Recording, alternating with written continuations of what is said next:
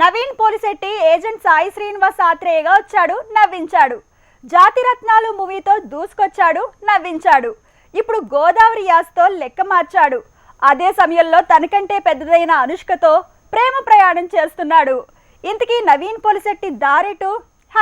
Naveen పోలిశెట్టితో Anushka Shetty cinema పూర్తిగా వచ్చింది. Teaser వచ్చేసింది. ఏదో అనుష్క పేరుతో శెట్టి, నవీన్ ఇంటి పేరుతో పోలిశెట్టి అనే ఒక్క కారణంతోనే సినిమా తీశారా?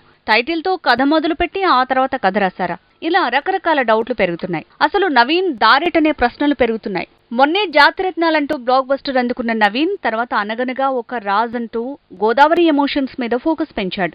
ఇంతలో అనుష్కతో కలిసి కితకితలు పెట్టేందుకు రెడీ అయ్యాడు. ఇక్కడే తను ట్రాక్ లో వెళ్తున్నాడా, దారి తప్పాడా అంటున్నారు. నవీన్ పోలిశెట్టి సైడ్ రోల్స్ వేసినప్పుడు ఫోకస్ కాలేదు, కానీ లీడ్ రోల్లో చేసిన ప్రతి మూవీ కలిసొచ్చింది.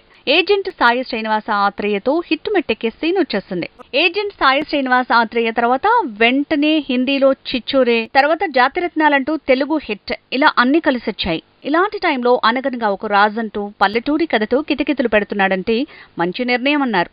ఇంతలోనే కొత్త సినిమా టీజర్ తో షాక్ తగిలిందంటున్నారు. Miss Shetty mister Polishetty movie teaser మరో జీరోలా ఉందనే కామెంట్స్ పేలాయి. నవీన్ మరీ కామెడీ రోల్ వేసిన వ్యక్తిలా ఉన్నాడనే కామెంట్స్ కూడా పెరిగాయి. మరి టైటిల్ క్యాచీగా ఉందని తీశారు, కత్తిలాంటి కథకి క్యాచీ టైటిల్ పెట్టారు, కానీ ఏమాత్రం లెక్క తేడా కొట్టినా స్వింగ్ లో ఉన్న నవీన్ కి రివర్స్ స్వింగ్ కన్ఫర్మ్ అవుతుంది.